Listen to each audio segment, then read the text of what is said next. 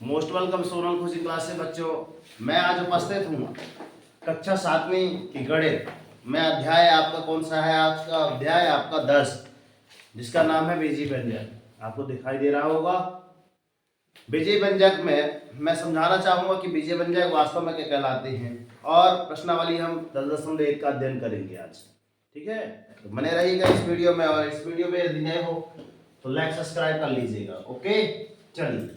बीजीय व्यंजक, बीजीय व्यंजक,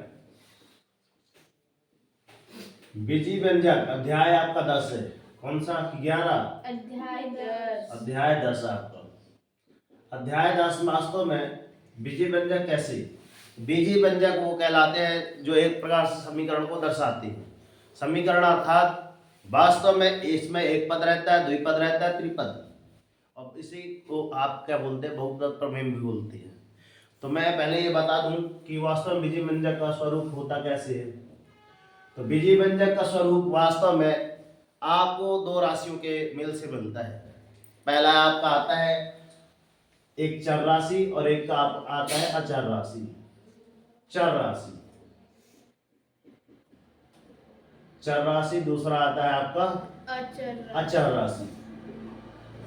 तो चर राशि और अचर राशि क्या कहलाती हैं? तो चर राशियां वे भौतिक राशियां हैं जिनका मान आसानी से बदला जा सकता है, जिनके मान बदलते रहते हैं। एक्स की जगह वाई, वाई की जगह जेड। और अचर राशि क्या कहलाती हैं? वे राशियां, वे भौतिक राशियां जिनके मान कभी बदलते नहीं है, जिनको हम किसके रूप में रखते हैं? संख्याओं के रूप में लिखते हैं। वे आपके क्या कहलाते हैं? अचर राशि। तो इनमें एक डेफिनेशन हम क्या ले सकते हैं? सर इनके मान क्या हो जाते हैं? मान क्या रहेंगे? बदल जाते हैं, बदलते रहते हैं। ठीक है, और इनके मान क्या होते हैं? नहीं बदलते, निश्चित होते, नहीं बदलते। ठीक है, आप मान की बात हो गई। मान के बाद कुछ उदाहरण के माध्यम से समझा दें। तो एग्जांपल में हम उदाहरण में देते हैं कि उदाहरण आप क्या ले सकते हैं भैया? इसकी जगह एक्स, वाई, जेड, अर्थात ए टू जेड आप ले सकते हैं। ए से लेकर जेड तक कोई सा भी आप डिजिट बोल रहा हूं, वर्णमाला का कोई सा भी, इसको क्या बोलते हैं? डिजिट। इनको मेन में आएगा डिजिट। इनमें कोई सा भी अंक ले सकते हैं। इसमें यदि एक अंक लिखे हैं, दो अंक लिखे हैं, तीन, मतलब इनमें अंक लिख सकते हैं। आप क्या लिख सकते हैं? अंक। और जो एक अंक आप लिखेंगे वो आपका एक ही अंक कहलाएगा। ठीक है, इसका मान बदल नहीं सकता। जैसे मेरी उम्र कितनी है? 27। तो 27 उनको लेना ही पड़ेगा कि हाँ इनका है ना, जो एज था इतनी, उम्र इतनी थी। ठीक है, इतनी बात समझ में आई। अब बात करते हैं, हमने बात बताई थी कि एक पद, द्विपद, त्रिपद, इनको आपको 3 पार्ट में बांट लो। इनमें आपका स्वयं लिखा है एक पद या बहुपद। एक बहुपद या बहुपद प्रमेय, एक पदी, एक पदी, द्विपद और त्रिपद। एक पदी, द्विपद, त्रिपद, और आपका चौथा आ जाता है बहुपद। कौन सा? बहुपद, शादी वाली बहुपद नहीं। ठीक है, एक पदी, द्विपद और बहुपद, ये प्रमेय कौन से कहलाते हैं? तो ये वास्तव में एक पद उसको दर्शाता है जिसमें एक ही पद रहता है। जैसे अगर हम लिख दें 7xy, अगर इसी को हम क्या लिख दें 7x धन y, तो क्या हो जाएगा? द्विपद प्रमेय में हो जाएगा। त्रिपद में क्या हो जाएगा? 7x धन y धन z, ये आपका क्या हो जाएगा? त्रिपद। और बहुपद में क्या हो जाएगा? सभी ढेर सारे आपके बहुपद हो जाएंगे। बहुपद के एक एग्जांपल यदि मैं किताबी के माध्यम से बताऊं, एक बहुपद, यहाँ पर ढेर सारे कुछ व्यंजन वगैरह दिए हुए हैं। ये देखिए, शायद दिखाई दे रहा होगा आपको। ठीक है, तो चलिए चलते हैं इनके कुछ एग्जाम्पल के माध्यम से। आपकी किताब में से ही कुछ एग्जाम्पल उठाते हैं और हम बताते हैं। वह बीजीय व्यंजक जिसमें केवल क्या हो? एक पद हो, जिसमें केवल जिसमें केवल एक ही पद हो। केवल एक ही पद हो, एक ही पद पद हो। उदाहरण के लिए आप क्या लिख सकते हैं, जैसे कि 7x 7xy, इसी का हम बता रहे हैं 7xy है, या फिर आपका आ जाएगा ऋण 5m, या फिर आप लिख सकते हैं 3z है ना 3z² या 4, एक आपका बहुपद कहलाएगा। ठीक, दूसरा आपका इसमें लिखा है जिसमें द्विपद है ना, जिसमें क्या लिखा है, एक ऐसा बीजीय व्यंजक जिसमें केवल दो पद हो, वे क्या हो, असमान पद हो। क्या हो, असमान, मतलब एक बराबर ना हो। जिसमें जिसमें क्या हो, तो केवल दो पद हो, पहली कंडीशन ये है। और दूसरी कंडीशन क्या लिखी है, वे असमान पद हो। क्या है, वे असमान पद हो। उदाहरण के लिए वास्तव में आप क्या लिख सकते हैं, इसमें लिखा है आपका x धन y, ये x अलग है ना और ये y अलग है, इसमें दो पद दिखाई दे रहे होंगे आपको, दिखाई दे रहे हैं, दो पद है। अब इसमें भी देखिए अगला है m ऋण 5 लिखा है। चलिए, इसमें m भी एक पद है और ऋण 5 भी दूसरा पद है।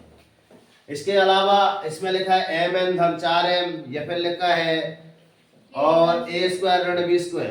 ठीक है, अब अगला एक पद है आपके पास जिसमें तीन पद कहलाते हैं, त्रिपद। इनमें 3 पद, जिसमें क्या हो, आपके तीन पद हो, जिसमें आपके भैया 3 पद हो, एक त्रिपद कहलाता है। आपके क्या कहलाएंगे, त्रिपद प्रमेय कहलाएगा। ठीक है, तो त्रिपद में आपका यहाँ पे एक एग्जांपल दिया है आपका a धन b धन 5, a धन b धन 5, ये आपका कहलाएगा आपका त्रिपद प्रमेय। ठीक है, अब त्रिपद प्रमेय का एक एग्जांपल और यहाँ पे लिखा है m धन n धन 10, m धन n धन 10। अब बात आती है बहुपद प्रमेय।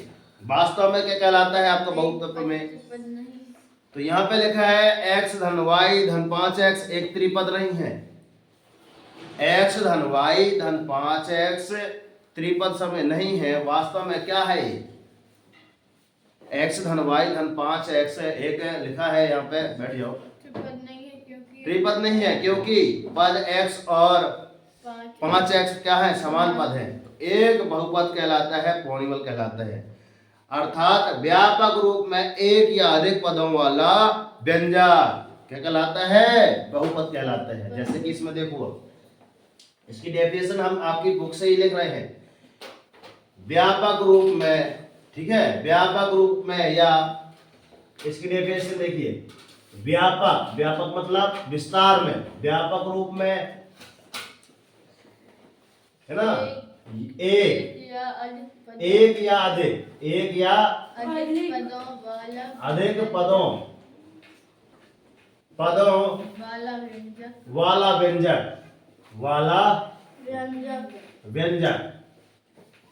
क्या कहलाएगा बेटा, एक बहुपद कहलाएगा आपका।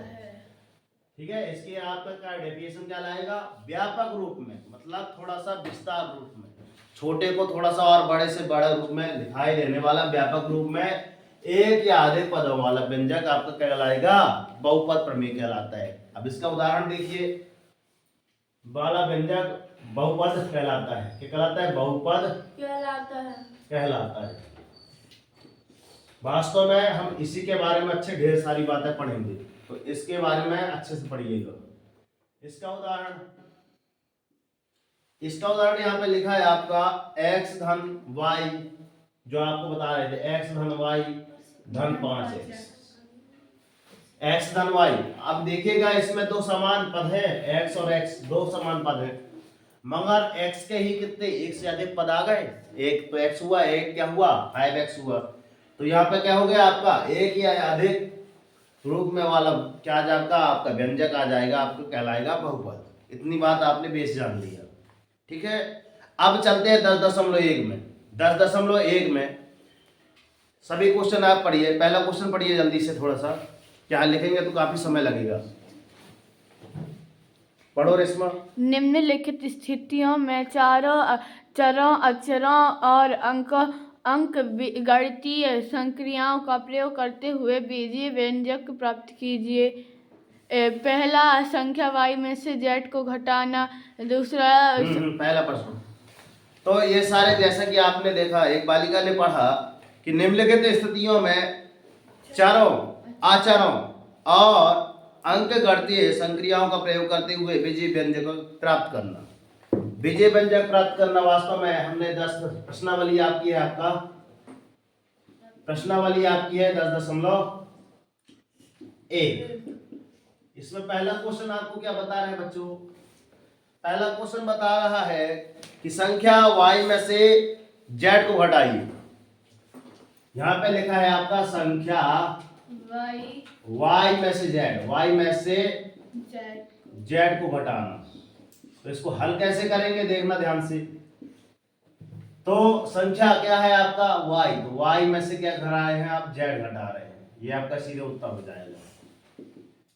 अगर जस्ट इसको उल्टा लिख दिया होता, संख्या z में से y को घटाना, तो आप क्या लिखेंगे इसकी जगह उत्तर में? z ऋण y। समझ में आई बात? अब अगला क्वेश्चन यहाँ पे लिखा है x और y के योग का आधा। x और y के योग का आधा। तो यहाँ पे आपका दूसरा जो लिखा है x और दोनों y इनके योग का आधा, ऐसा लिख सकते हैं आप। या इसको क्या लिख सकते हैं आप? x धन y इन दोनों का क्या हो गया? आधा। ऐसा लिख सकते हैं ना। चलिए तीसरा आप देखिएगा। तीसरा क्या लिखा है आपका? संख्या z को स्वयं उसे गुणा किया जाए। तो z को स्वयं z से, मतलब z एक और आएगा आपका, तभी आपका क्या हो जाएगा? z स्क्वायर आ जाएगा। z का 2 बार गुणा होगा तो क्या आ जाएगा आपका? z square. चौथा आपका संख्याओं p और q के गुणनफल 1/4। संख्या क्या है आपका? p और q, इन दोनों का क्या कर दिया हमने? गुणा। ठीक है। और इसका क्या कर दिया? 1/4, मतलब इनमें कोष्टक लगेगा आपका 1/4 आ जाएगा, जस्ट इसके जैसे। या फिर आप कह सकते हैं p q बटे में 4। आगे चलते हैं। ठीक है, आगे चलते हैं। दोनों संख्याओं x और y के वर्गों को जोड़ा जाए। देखिए दो संख्या क्या है? x, तो x का वर्ग जोड़ो और y का वर्ग जोड़ा जाए, बस यही आपका आंसर था। ठीक है। उसके बाद क्या लिखा है आपका? संख्याओं m और m का गुणनफल, है ना। तो पहले m और m का गुणनफल कर दो भैया कि m गुणे n, ये गुणनफल हो गया। ठीक है, कि गुणनफल में से 3 गुने उनके, इनका 3 गुना लिखा है। चलो इनका 3 गुना मतलब आप यहाँ का इनका कोष्टक लगा के इनको 3 से गुणा कर दो। ठीक है। और 5 जोड़ना, तो इसमें आप 5 भी जोड़ दीजिए। या इसको आप क्या लिख सकते हैं? 3m n धन 5, कितना आ जाएगा? धन 5। ठीक है, समझ में आ रहा है? सही बता रहे हो? चलो ठीक है। छठवां के बाद सातवां क्या है आपका? 10 में से संख्याओं y और z को घटाना। देखो अब संख्या क्या है आपका? ये डिजिट नंबर आपका 10। 10 में से कितना घटाना है? x और y। सही है? x और y का गुणनफल, इसको आप गुणा में ऐसा लिख दो, वास्तव में होएगा आपका या ऐसा, या आपका 10 ऋण xy ही कहलाएगा। ठीक है, आगे चलते हैं। संख्याओं a और b के गुणनफल में से उनके योग को हटाना। संख्याओं a और b का पहले हमने क्या कर दिया? गुणनफल कर दिया। समझ आ रहा है ना। और उसका क्या लिख रहा है? उनके योग को घटाना। उनके योग को घटाना, ऋण लिखो और ए धन बी कर दीजिए आप। ठीक है, ये आपकी किताब से ही लेकर हमने, इस आदमी की पुस्तक है जो पढ़ रहे थे, आप इसी से ही एक बार रीड कर लीजिए। देखिए रेशमा जी दिखाई दे रहा है? यस सर जी। चलो एकदम पूरे सवाल आप एक बार क्लियर कर लीजिए। हमने सभी के उत्तर लिख दिए हैं। ठीक है, वीडियो काफी लंबा ना हो इसलिए हमने ज्यादा से ज्यादा कवर किया है कि आपको सभी समझ में आ जाए। चलते हैं प्रश्न क्रमांक इसमें दूसरा में। प्रश्न क्रमांक दूसरा आपका क्या बोलता है बच्चों? निम्नलिखित में से पदों और उनके गुणनखंडों को छांटिए। पदों और उनके गुणनखंडों को पेड़ आलेखों द्वारा। पेड़ कैसा रहता है आपका? पेड़ जानते हो? पेड़ रहेगा तो आपका ऐसा रहेगा, इसकी आपका रहेगी कई ढेर सारी क्या रहेंगी? शाखाएं रहेंगी, एक शाखा यहाँ, एक शाखा यहाँ, ऐसे ढेर सारी शाखाएं रहती हैं क्या? यहाँ ऐसे पेड़ लगा रहता है, ऐसा एक आपका ट्रेगर वाला बनाएंगे। तो यहाँ पे लिखा है x ऋण 3, गुणनखंड बताना है। पहला आपका लिखा ए, लिखा है क्या? देखो ए लिखा है x ऋण 3, x ऋण 3। तो इसका पेड़ कैसे बनाएंगे? जस्ट इसी की जैसे, ये है आपका पेड़, जैसे हमने बताए थे गांधी जयंती के बारे में। पिछला वीडियो आप जरूर देखिएगा, गांधी जी की फुल डिटेल हमने अच्छे सरल से सरल भाषा में समझाई है। तो यहाँ पे आप क्या कर सकते हैं भैया? ऐसा इसका क्या कर सकते हैं? एक x आ जाएगा और यहाँ पे आ जाएगा आपका ऋण 3।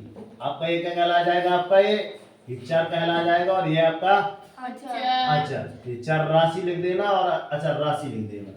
बी नंबर का, बी में लिखा है आपका एक धन x, एक धन x धन x स्क्वायर। तो वास्तव में क्या आएगा आपके यहाँ पे?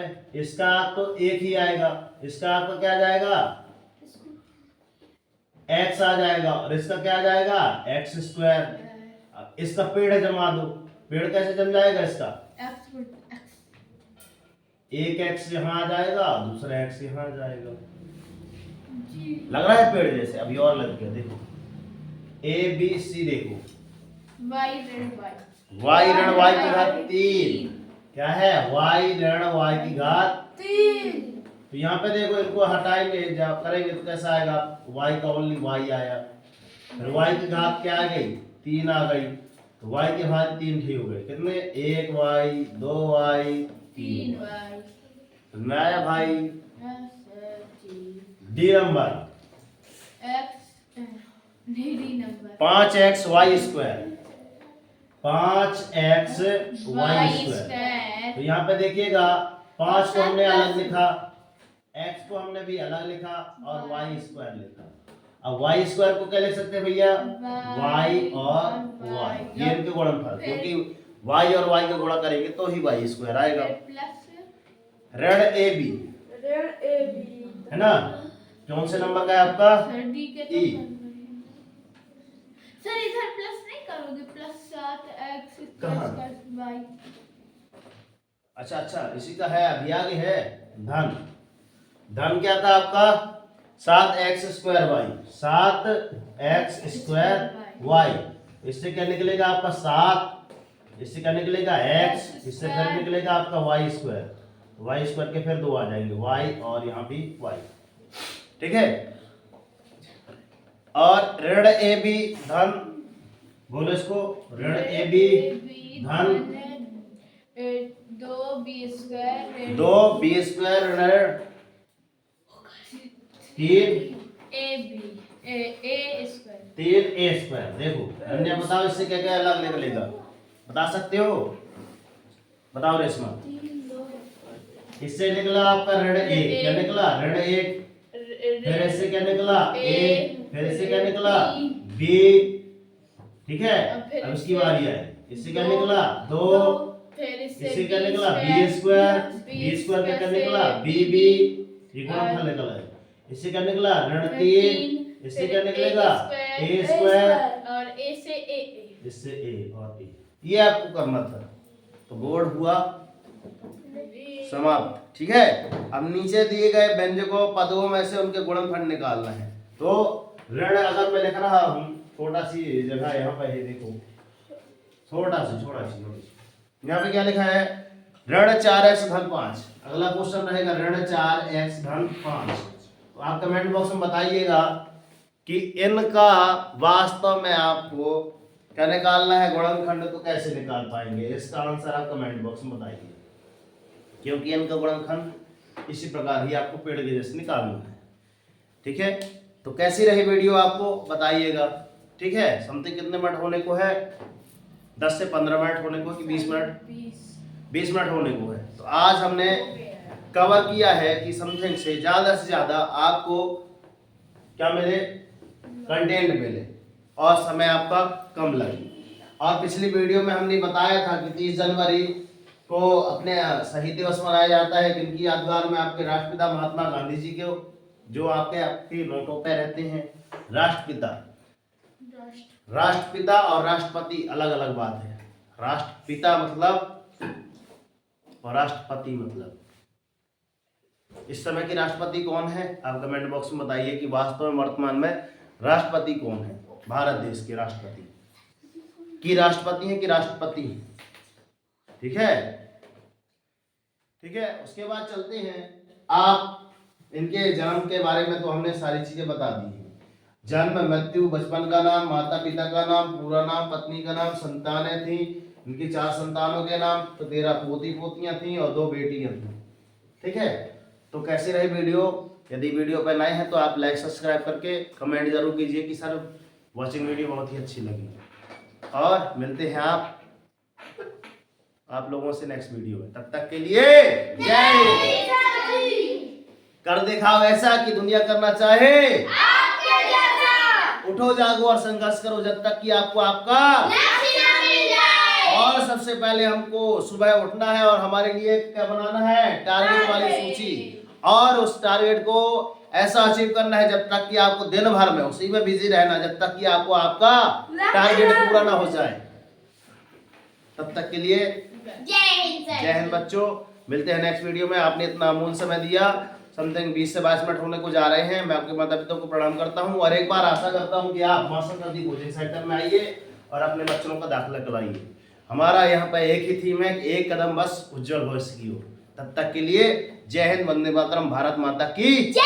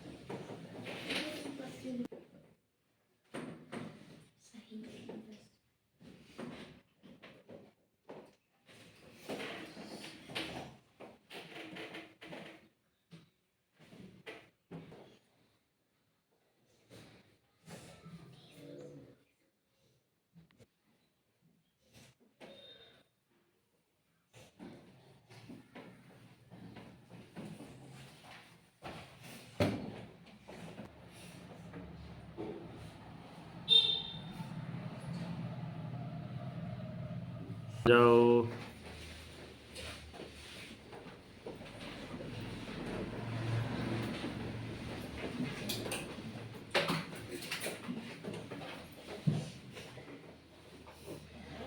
लगा दो।